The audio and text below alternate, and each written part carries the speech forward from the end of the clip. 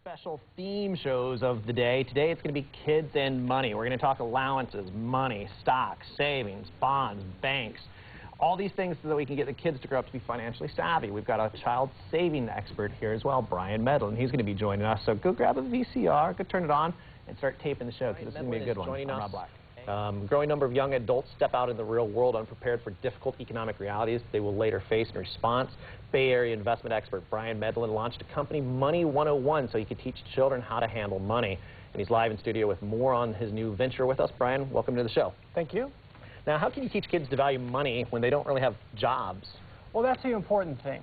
They really have to learn the value of work, and part of that involves an allowance. Okay.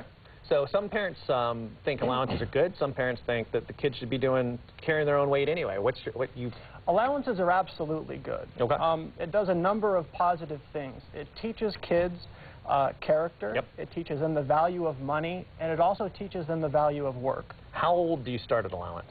There's no one-size-fits-all answer to that question, but certainly as young as possible. Okay, and how much money is a good allowance? I got 20 bucks a month.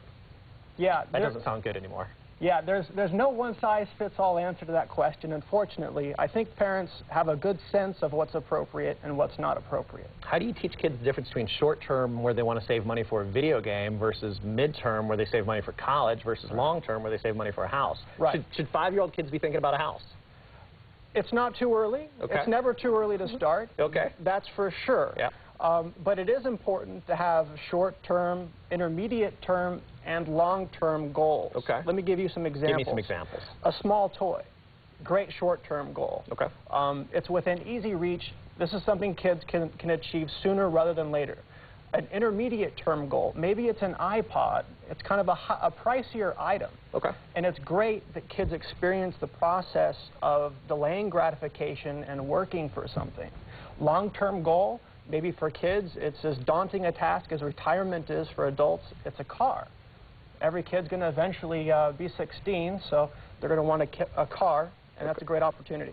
Okay, and how can you be generous with your kids about spoiling them?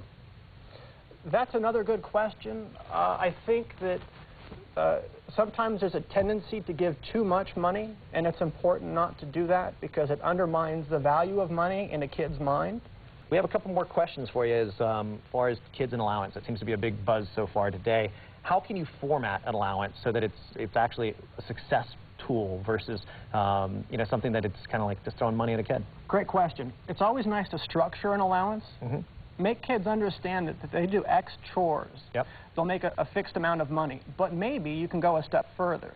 Maybe you can say if you do more chores, you'll make a little bit more. This is great incentive for kids. Okay. Now, how can you encourage kids to save? And we use a buzzword here that I hate for long-term goals.